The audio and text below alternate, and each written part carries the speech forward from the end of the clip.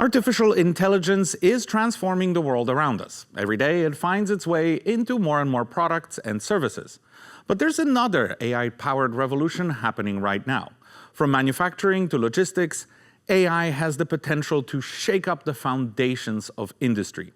So how are businesses and the world's economies reacting to those changes?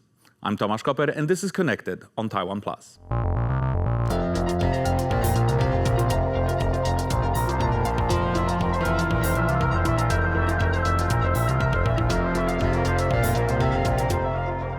To help us understand how AI is already transforming industries, we're joined from California's Bay Area by Daniel Yu, the co-founder and CEO of MetAI, which is NVIDIA's first investment into a Taiwanese startup.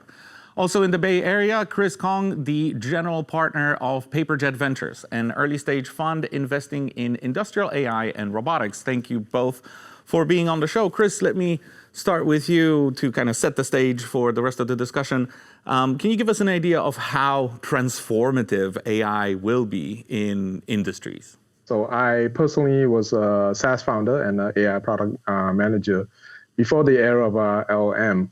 So what I have seen is with this, from the time that I've been investing in angel tech and into deep tech, industrial AI is basically the major unlock for a sector that's untouched on the SaaS side. And that's why I focus on industrial AI. Sectors like construction, manufacturing, energy, mining, they have massive addressable market. But in terms of innovation, definitely hasn't caught up to what we have seen on the software side. Construction alone is like 150 billion, coming in California. The large, everyone knows, a large job creator and contributor of GDP. Energy mining, that's constantly in discussion right now, especially with all the AI era critical, anything from electrification, supply chain, data center, and manufacturing. In the news right now, we have a lot of geopolitical issues as we're trying to decouple from China to revamp our industrial base. There's a lot of discussion, there's a lot of ambition, especially in California with kind of new California Forever project that's trying to build and bring back advanced manufacturing to the state. So this is the right time right now. Daniel, can I ask you to give us an example of how your company and other companies like yours are transforming industries, because there are buzzwords being kicked around in the media here and there. We have digital twins, we have physical Gen AI, but for a lot of people, those terms are maybe not very clear. Give us one clear example of how AI is transforming industries. When we think of AI right now, I think most of the people think of ChatGPT, DeepSeek, Claude. Those are obviously trained with text, right? With large language models, we can train these very powerful generative AI. But the next leap, if everyone believes that the next leap is going to be industrial and physical AI, then basically those AIs cannot be trained with text. They need to learn through physical attribute, learn through the physical world and understand how it operates, and then understand how they can possibly optimize the production line or workflow or whatever, right? And this is basically our narrative on what value digital twins bring to the table. I think previously, digital twin is not a new word. It has been used for a decade or so, and I think a lot of people regard digital twin as 3D modeling, 3D building this 3D environment, but it's not just that. It needs to present like how the world, how the production line operates, and it needs to present all these correct physical attributes and so on and so forth.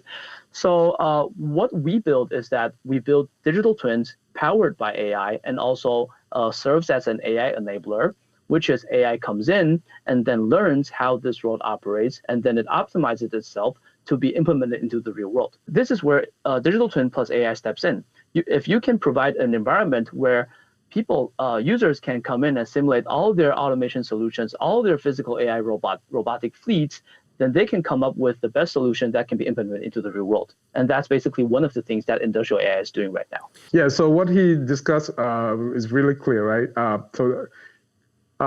Daniel basically, covers mostly the structured environment, and I'm more interested also on the unstructured environment, like construction, oil and gas, and mining, specifically robotics.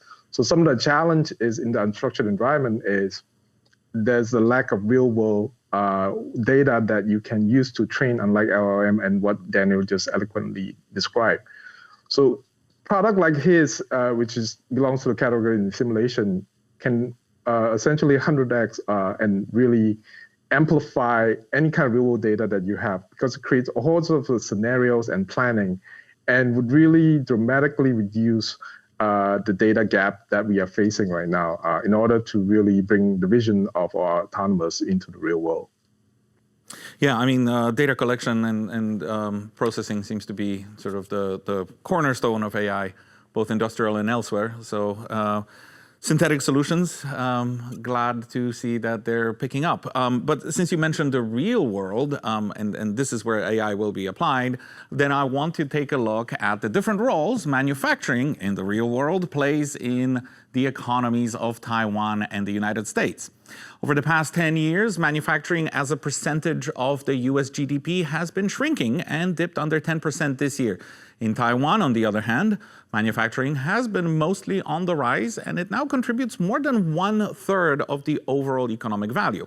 Even though these changes aren't dramatic, the gap between them shows the difference in focus between the two economies.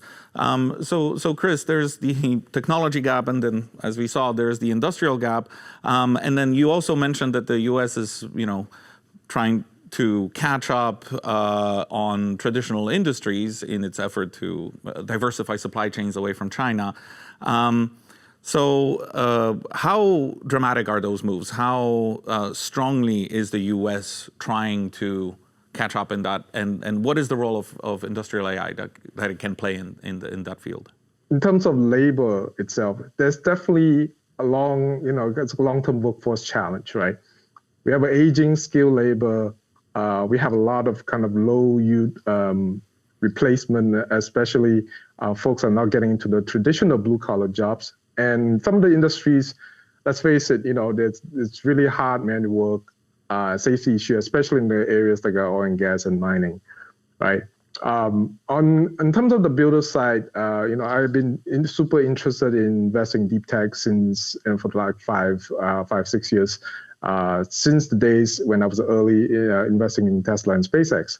So what I really learned from that experience is we have like a lot of talented builders, really good at building innovative prototype within electrification and space. But the challenge is every time I get like updates, and production is always get held up because of supply chain issues or logistic issues, because we're not vertically integrated, in the US. And I feel like industrial AI really helps to kind of get that focus back to building manufacturing, be able to enable real-time production of all the key parts, electric motor, electrical batteries, so that all the builders can truly be able to scale production and become, some of the next giant companies that we have, that we see, that we admire around the world. So let's take a look at Taiwan then, after the U.S.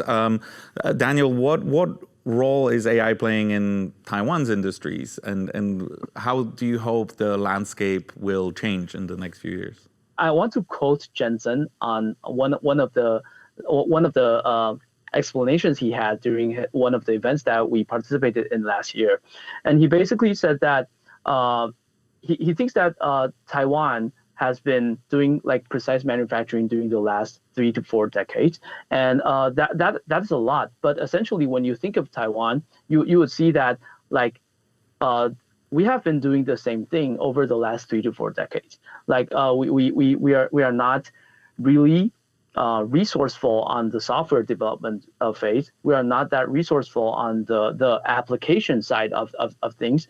But in the AI phase, in the AI era, I think Jensen encouraged all these Taiwanese manufacturers that we can possibly, with all these manufacturing data, we can possibly train the best AI, the best industrial AI, vertical specific industrial AI in the world, because we have that much vertical specific industrial knowledge that can be used to train these AI.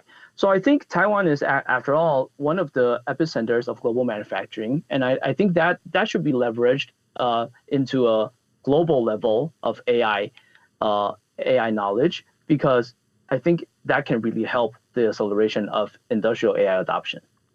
Well, Chris, it all sounds great so far. I mean, the sky is the limit, but in the real world, there are limits right here on the ground. So where do you see the limitations? Where do you see the sort of the end of the capabilities of AI when it comes to affecting and changing our industries? Personally, I would love to see more partnerships where that our Taiwan partners can come to the US and establish key partnerships, the supply and bring all the knowledge, know-how, so that we can have like a real-time ground level and be able to train the model and really build towards this kind of autonomous manufacturing that we have, in mind, right? Being able to bring all the knowledge and processes so that they're not locked in silo, and be able to have AI built on top of that and start thinking about, creating anything from like workforce solution, but all the way towards building like an end-to-end from design, production, QA, and all the way to, deployment and logistics. So Daniel, with these sort of adoption and industrial gaps that we mentioned, where do you see the most growth potential for industrial AI? Which business, which market?